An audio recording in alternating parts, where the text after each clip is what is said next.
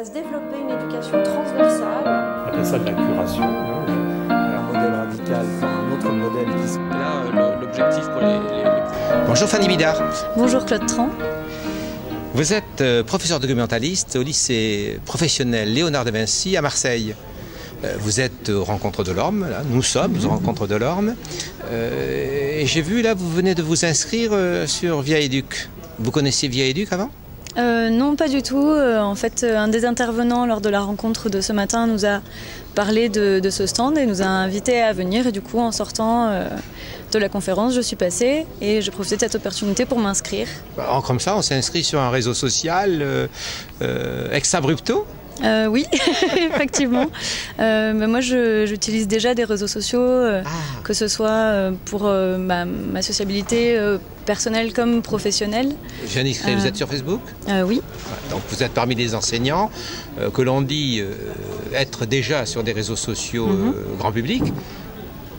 Et en plus, vous inscrivez sur Via Éduc, qui est un réseau social professionnel pour les enseignants. Oui, parce que du coup, je me dis que ça peut être l'opportunité de rencontrer d'autres enseignants à travers toute la France, via cet outil numérique.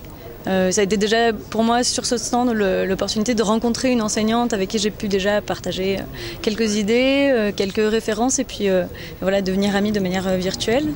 Donc j'espère que ça va pouvoir se continuer et que je vais pouvoir me créer un réseau professionnel propre.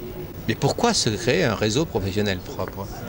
Alors ça permet plusieurs choses. Déjà de se tenir au courant de tout ce qui est de l'actualité pédagogique, les nouveaux outils qui sont mis en place, que je pourrais utiliser pour ma pratique professionnelle, de se tenir au courant de l'actualité aussi politique, donc des réformes qui passent. En tout cas, moi c'est comme ça que je le perçois. Et est-ce que vous privilégiez dans votre organisation de réseau social le fait d'être en lien, en réseau avec des enseignants de la même spécialité que vous, c'est-à-dire des professeurs documentalistes?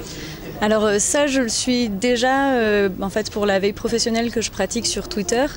Je suis de préférence des spécialistes des sciences de l'information, d'autres professeurs documentalistes.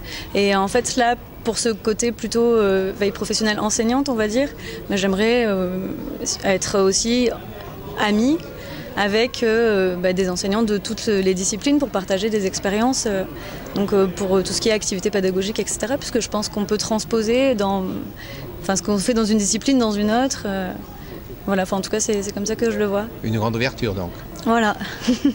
Et dans vos pratiques professionnelles, pensez-vous que les réseaux professionnels sont un outil utile, nécessaire pour les enseignants ? Oui, je pense que ça l'est pour les enseignants, mais ça va l'être pour quasiment tous les corps de métier, et ça l'est déjà pour beaucoup, donc oui, c'est certain. C'est tout à fait nouveau, ça. Jusqu'à maintenant, les réunions pédagogiques, les documents papier, ça suffisait amplement. Puisqu'on travaillait peut-être juste à une échelle vraiment locale. Et là, le gros avantage, c'est que ça permet de partager des expériences dans un contexte, on va dire, plus national, voire international.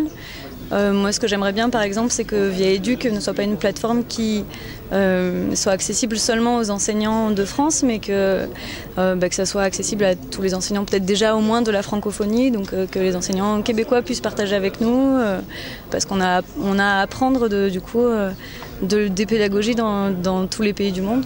Voilà.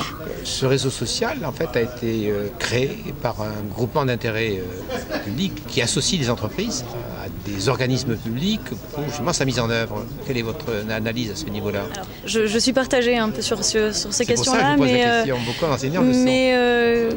Globalement, je pense que c'est pas forcément une mauvaise chose si l'école et l'entreprise se rendent compte, que ce soit dans le cadre de ces initiatives pour proposer des outils aux enseignants, mais aussi pour peut-être aider ensuite les jeunes à trouver leur métier. La rencontre école-entreprise, elle est nécessaire. De toute façon, l'école ne peut pas fonctionner en vase clos.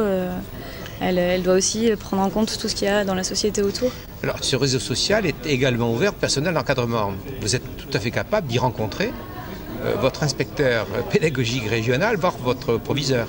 Est-ce un handicap ? je les rencontre déjà dans la vie de tous les jours, donc non, au contraire, surtout que, alors, je sais que moi j'ai été inspectée cette année par une chargée de mission qui est extrêmement compétente et qui m'a beaucoup apporté, qui a un regard très professionnel sur ma pratique, et si elle peut me donner des conseils en dehors juste des moments de visite d'inspection, c'est volontiers. Un des points forts justement de ce réseau social, c'est de faire en sorte qu'on travaille avec des pairs. Enfin, on discute, on échange, on partage avec des pairs. Et donc, quel que soit le statut du collègue avec qui on partage, qu'il soit d'ailleurs au renseignement, de l'éducation ou de l'encadrement, parce que pour vous, c'est une garantie forte pour faire en sorte que ça facilite ce type de relation. Je sais qu'il y a eu des études, mais bon, en ce qui concerne plutôt la sociabilité des adolescents, effectivement, la sociabilité sur les réseaux sociaux, sur Internet, etc., peut favoriser une insertion sociale dans un cadre, on va dire, de la vie de tous les jours. Donc oui, parce que peut-être que le fait d'échanger, je ne sais pas, sur des articles, sur des méthodes pédagogiques avec des collègues avec lesquels je n'aurais pas forcément spontanément parlé de ça dans la vie de tous les jours, ça peut favoriser une sociabilité. Après, je ne sais pas, mais c'est pour ça en tout cas que je m'y suis inscrite. Donc qu'attendez-vous aujourd'hui de Via-Éduc alors, pour vous, personnellement? Pour moi, de continuer à m'aider dans ma pratique, en fait, de me permettre de construire ma professionnalité, mes activités pédagogiques et voilà, de faire en sorte d'être une bonne enseignante, puisque c'est mon objectif. Merci beaucoup. Mais de rien.